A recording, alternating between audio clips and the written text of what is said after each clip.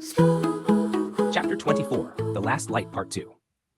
The Aurors and Hermione made their way back up to the lobby and then to the Auror office.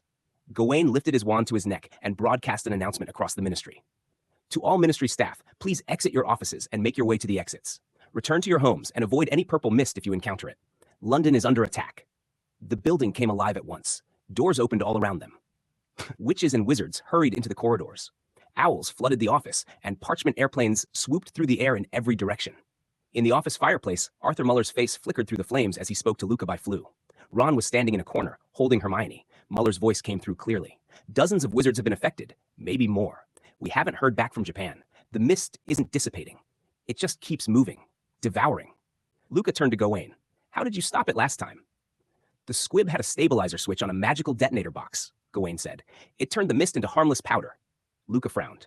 Where's the squib? Rucus and Tobias apparated into the sitting room at Rook Manor. Tobias was still groggy from the stunner Ron had hit him with. Rucus caught him by the shoulders and helped him steady himself. Tobias straightened at once and looked around in alarm. Not here, he said. They'll find us here. Rucus's voice stayed calm. They can't get us in here. Tobias moved to the window, then crossed the room to another, checking each one as if he expected to see Aurors in the yard. What are you thinking, Rucus? He snapped. This is the same mistake we made last time. Rucus ignored him and went straight to the large crate marked Phase 3. He opened it, lifted out the magical detonator box, and set it on the floor. Tobias turned on him, and confused and furious. I told you to get rid of that. I told you to hide it deep. Why is it still here? Rucus looked up at him. His voice shook, but only a little. Tobias, I have failed you. Your mother failed you. We all failed you. Tobias stared at him. You saved me, Rucus. You saved me from her. You made me feel like I wasn't a mistake. You taught me everything. Rucus swallowed. I didn't teach you to hurt people, Tobias. We are hurting people. Tobias blinked. What? Mist Granger called us criminals, sir, Rucus said. Tobias's face tightened. What? When did you talk to Hermione? Rucus backed up a step.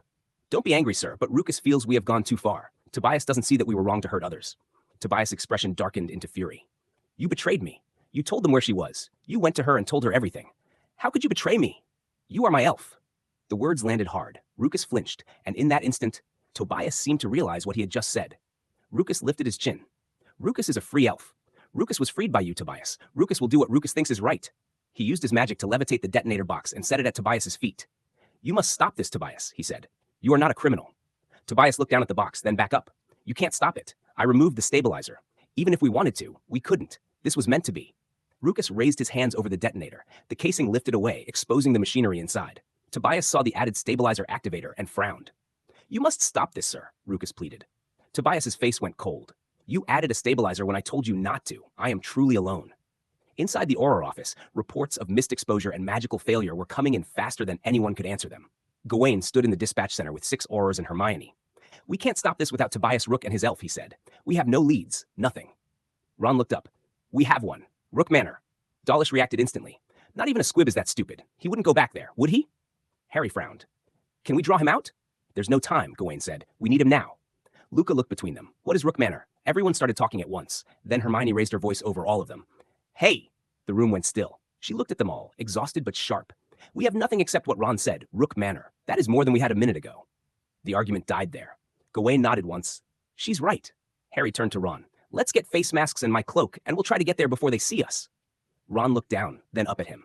With everyone watching, he said quietly, I can't, Harry. I can't leave Hermione again. I'm sorry. Harry said nothing at first. He understood. And some part of him, despite everything, wanted Ron to stay where Hermione was safe. Yukimi stepped toward Ron and took his hand. That is the bravest thing I've seen any Auror do for someone else, she said. Please stay here with your love. I will take your place with Harry. Luca stepped forward too. I will also go with you, Harry Potter. Gawain pointed toward the door. All right, you 3 get moving. Weasley and Granger, I'll need you both to pass along any new information the moment you get it. Hermione looked up. Where will you be, sir? The rest of us will respond to Diagon Alley, Gawain said. We'll see if we can get anyone out. Harry, Luca, and Yukimi apparated a few houses down from Rook Manor. They tied face coverings over their mouths and noses and moved toward the house carefully. As they got closer, Harry could hear voices shouting from inside. He motioned for Luca to take the right side and cover the gate. Luca slipped off, wand ready, and peered over the gate. He motioned back and mouthed, No one. Yukimi took the left side of the house near a tree. Harry moved to the front door. The windows were too dirty to see through, and the shades blocked the interior anyway. Tobias's voice was clear enough, though, as was the voice of a house elf arguing back. Harry pointed to the ground and mouthed, They're here. Both Aurors nodded. Harry raised his wand to the doorknob. Alohomora. The lock clicked open. He pushed the door and stepped inside. At once, he froze. He could not move. He could hear Tobias shouting to Rukus from somewhere deeper in the house. "You were my father," Tobias cried. "My only real family. How could you betray me?" Harry realized instantly what had happened. He was caught in an elf-made magical trap. Outside, Luca and Yukimi were pounding on the front door, trying to get to him, but Harry couldn't turn his head to see them. Then he heard Rukus shout, "I can't let you do this anymore." Inside the sitting room beside the kitchen, Rukus stood pleading with Tobias, who clutched the opened detonator box as if it were something fragile and precious. "You were always loved," Rukus said. "We've become blinded, Tobias. Can't you see that?"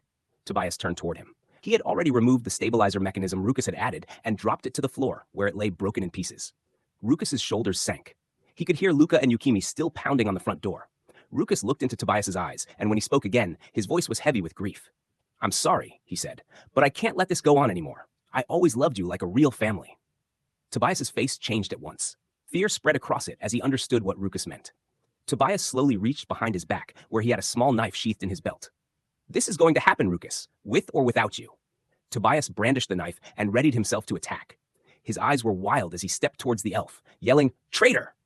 Rukus closed his eyes, turned his head aside, and made a quick slicing motion with his hand. Tobias clutched his throat with both hands, dropping the knife, and collapsed to his knees, gasping. He toppled onto his side. Rukus rushed to him and kept his head from striking the floor. Tobias lay there, clawing at his throat, no air, no sound. Then he went still. His eyes remained open, fixed on Rukus. Silence. Rukus's eyes filled as he pulled Tobias close. Then he looked toward the vibrating detonator box. He closed his eyes and snapped his fingers. The box exploded at once. The blast hurled Rukus from the sitting room and into the entryway. Harry's binding enchantment broke, and he could move again. He turned in time to see Rukus's body slide limp into the hall. Harry dropped to one knee beside him. The elf's eyes opened just slightly, and he found Harry's face. "He was a good boy," Rukus whispered. "A good boy." Then his eyes closed, and his body went still. Harry went into the sitting room and saw Tobias lying on the floor under the wreckage and dust. He returned to the entry. Luca and Yukimi were now inside. All three of them stood in silence. No one spoke. Then Gawain's voice crackled from Harry's bag. Harry pulled out the speaking coin. "All powder," Gawain said. "You did it again. Muller has already confirmed that Marrakesh and Kampala are clear. We're still waiting to hear from Kyoto and New York, but it looks good. Great job, Harry. Great job, all of you." Harry looked at Luca and Yukimi. "It's over," he said. "The mist is cleared." His thoughts went immediately to Hermione, and then to all the witches and wizards whose lives had been changed by the mist. He thought of the squibs, too, and what this would mean for them. Then he thought about Ron.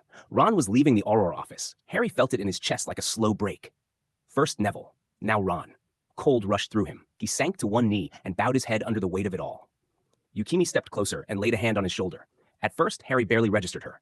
Then warmth began to return, and when he looked up, he saw her face, kind and steady. "It's over, Harry," she said. "Let's get back to your friends." Harry rose slowly. "It's over," he said. "Yes, but really, it's just begun."